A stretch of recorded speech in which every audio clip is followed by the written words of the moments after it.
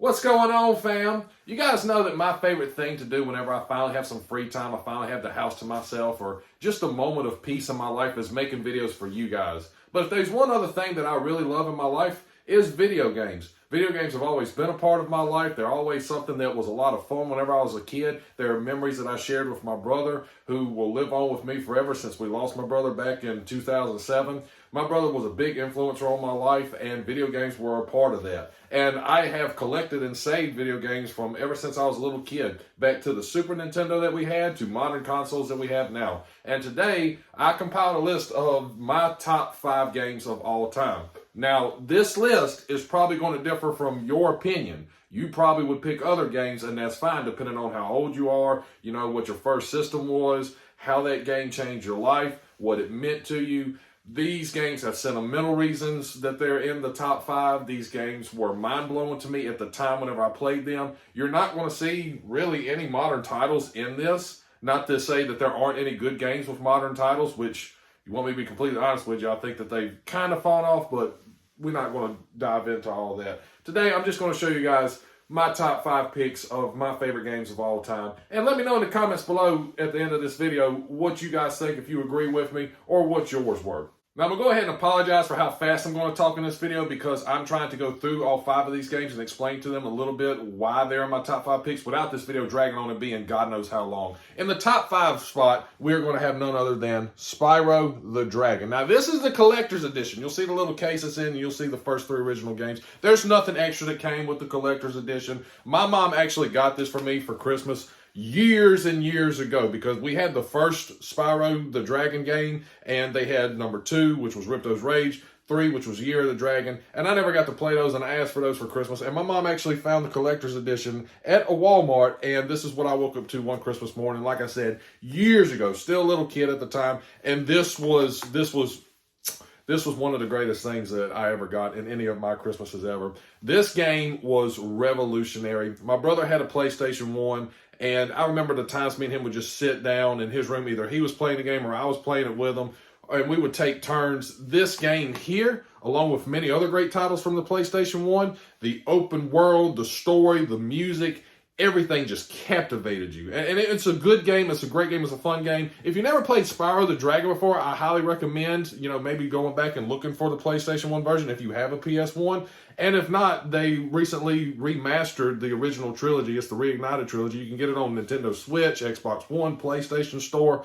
It's an awesome game. Like, it's a real serious part of my childhood, and there's a reason why this game has a spot right there. So anybody that walks in the room and takes a look at the wall of nostalgia, you can see that plain as day. What's crazy about the number 4 spot is it's from the same company that did Spyro the Dragon. Insomniac Games developed that game, and it was absolutely incredible. And as they moved on into the next console, they were looking at different stories, different characters, and they come up with a lot of incredible things. And their next project that they were working on, along with some other Spyro games that didn't do quite as well as the original trilogy of Spyro, but one that really did stand out, was none other than Ratchet & Clank. Now, you'll notice that this is the PS3 Collector's Edition. This is just like the Collector's Edition with Spyro, the first 3 original Ratchet & Clanks that they had updone for PS3, but they have the PlayStation 2 version, which I'll show you right here. This would actually be the top 4 spot, which is Ratchet & Clank. This is still a sealed copy. Look at that. Look at that. That is a sealed copy of Ratchet & Clank PS2 that sits up on my shelf. Ratchet & Clank was absolutely phenomenal. Again, open world, traveling in between planets, going on this huge story with 2 wonderful characters, Ratchet & Clank.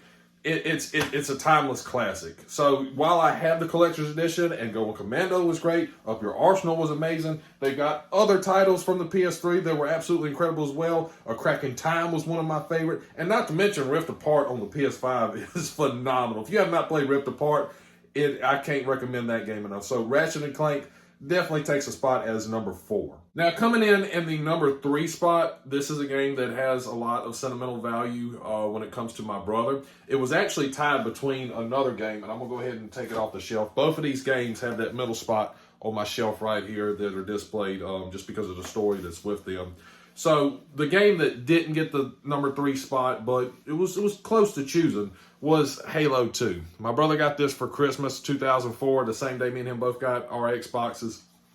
His Xbox red ringed right out of the box.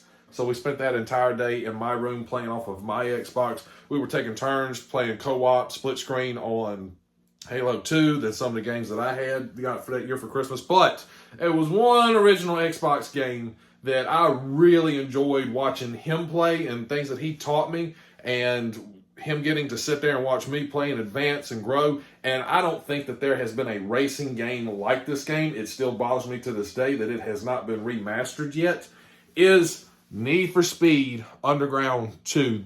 This game was insane. The amount of customization that was on cars in this game were phenomenal. Now, there were some options whenever it comes to customizing cars that a lot of people don't like, and that's fine, that's understandable. But I have yet to see a game that has as much in-depth detail when it comes to customizing cars as this game did. You could update the interior of a car. You could put neon on the inside of a car. You could put speakers and screens and little nitrous canisters on the inside of a car. You could get a Lincoln Navigator and the entire back hatch was nothing but speakers and screens. You could put hydraulics on these cars, suicide doors, Lambo doors, along with also the normal stuff, you know, for performance and different colors and things that you can put on. You can put spinner wheels on cars. And a lot of this stuff has become outdated and people aren't into as much of the themes that we were back in the early 2000s whenever this game came out. But it was just absolutely incredible. The only game that I think would even come close to this, if I can find it real quick without taking forever. Oh, here it is right here in front of my face. Would be Midnight Club 3 Dub Edition. Like this was an awesome, incredible game too. There was a lot of games from the original Xbox that were just absolutely just wonderful. But Need for Speed Underground 2, I already know some of y'all saw this case. You immediately heard that Snoop Dogg song where he did a combination with the Doors, Riders on the Storm. This that soundtrack, this game, everything, the sound effects, the races, the atmosphere of the town that you were riding in. Incredible. And I like I said, I wish that they would go ahead and remaster this game. Why haven't they done so already? Now, my top two picks are going to take place in the sci-fi era. One is back on the original Xbox, and one is in a little bit more modern consoles. Of course, it would be just a generation afterwards. And that would be the Mass Effect trilogy. Now, if I had to pick just one of those games to put in the top two spot, I would probably say Mass Effect 3. Mass Effect 3, you know, the story was real compelling. All the Mass Effect games were great. All the stories were great. The characters were amazing. This was right by Star Wars and one of the best stories that I've ever seen. And you really got attached to the characters. You really got attached to the story. And the DLCs that came out with these games much later on, it's phenomenal. I can't say a whole lot about this game. I can't say enough about it. The only thing that really got a lot of people about the original trilogy was Commander Shepard dying at the end of Episode 3. And at the time, I hated it as well. But then it kind of grew on me as, you know, I got older and I looked back and I was like, you know, that was a really good game. Like, I hated that he died at the end after all that time being with him and working with him through all three of these games. But at the same time, it felt right. You know, like it was a sacrifice that really meant something, and you really come to love the character even more because of what he did at the end. So yeah, Mass Effect gets the number 2 spot on here. If I had to pick one of those games, it'd be Mass Effect 3. If you've never played Mass Effect before, please do yourself a favor. This is another game that got remastered for the newer gen consoles, the trilogy. You guys can go out there and check it out. Phenomenal. Can't recommend Mass Effect enough. And the top spot, my favorite game of all time, that it has been such a huge disappointment when I saw that they announced they were remastering this game and then it got canned. The amount of people who have reached out and said that they would be willing to donate their own money and their own time to help relaunch this game because it was so revolutionary, it was so cool, was and is Star Wars Knights of the Old Republic. This right here, this is a masterpiece, without a doubt. Even 20 years later, after this game released, this game came out in 2003. It's almost 2025. And still to this day, I cling on to this game and I say, this is the best thing that I have ever spent hours and hours and hours of time. Replays, run-throughs, everything. Where I stopped and actually read magazines that were walkthroughs for this game. And not to mention its counterpart, Why am I sitting here having to look for this stuff? It's sequel Knights of the Old Republic 2. I thought both of these were phenomenal, but if I had to pick one, it's going to be the very first one. The story to this was amazing, because all we knew of Star Wars at this time, you had Attack of the Clones out in theaters that just come out. We were waiting on Revenge of the Sith to come out. The prequels were out. Star Wars was booming. They had a lot of other great titles. This took the cake, though. This was a completely new story, new characters, a whole new era in Star Wars. You could build your own character. You could customize them, their powers. And you know, is that real-time combat? I know a lot of people weren't big fans of that. I grew to love it and accept it. And when they come out and they release that trailer, and they said, we're remastering Knights of the Old Republic, I had my fears that they could screw this up. Like, it shouldn't be that hard to just copy and put some better graphics and better visuals in this. It shouldn't be that hard. But at the same time, I still was kind of worried about it. And then all of a sudden, they canned it. They can't. Look, Disney, EA, what are y'all doing? Like, this is so simple. All you have to do is remake this game. This is what y'all do. You want $1 million idea or millions and millions of dollars? I'm telling you, you remaster this game and the second one.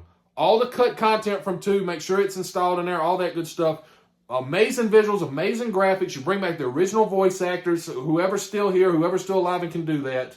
And you re-release those in a package for about $40 or $60. Where I know video games are expensive, so I'm just going to go ahead and say the 60, even though I would say that if you remaster those 2 games and put them together, I would still do $40. But depending on what you guys put in it.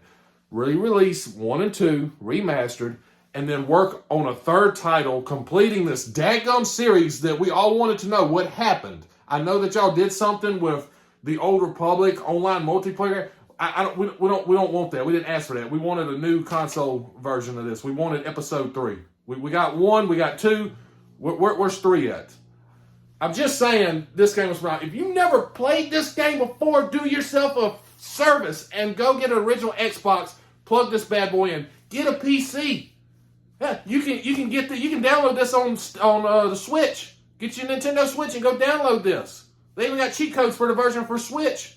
You literally tap the left thumbstick 3 times, and then you can upgrade your player right from the very get-go.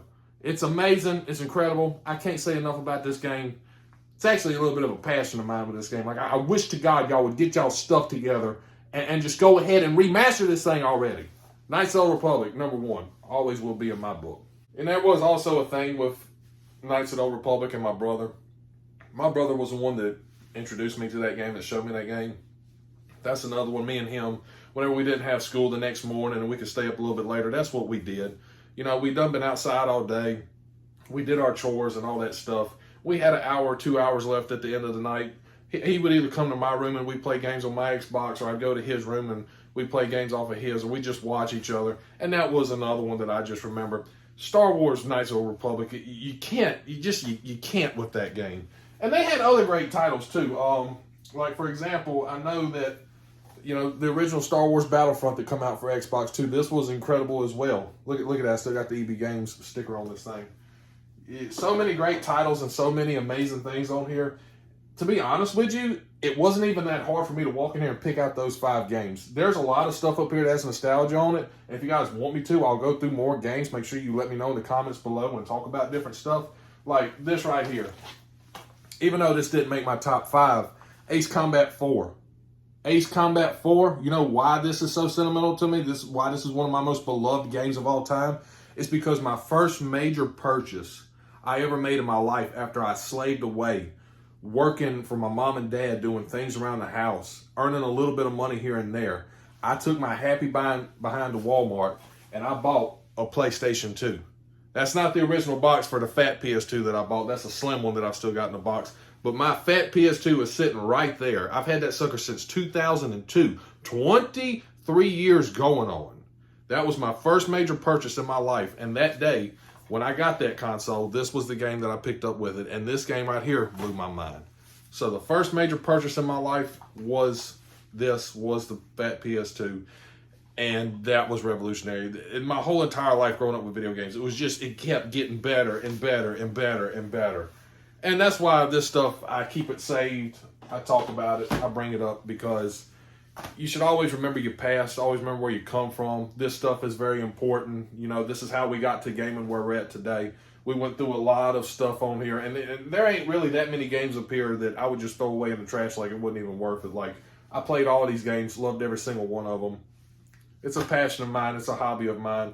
And even though I'm an adult now and I don't have as much time to play video games as I'd like, I still got it. I still got it, and I still love it. I still love to just come here and look at this and go, you know, I had an awesome, wonderful childhood, and I'm glad I got to have this as part of it.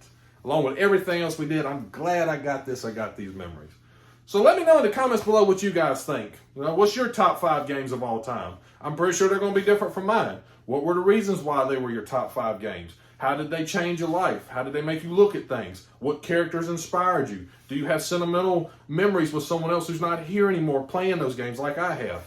It's a wonderful thing to have something that you love and that you're passionate about. And I love you guys very much. If you haven't already, you can hit the subscribe button, or you don't have to, but I surely would greatly appreciate it. I love you guys very much. Thank you guys for tuning in. And yeah, I'll see you guys in the next episode. Bye. I love you guys.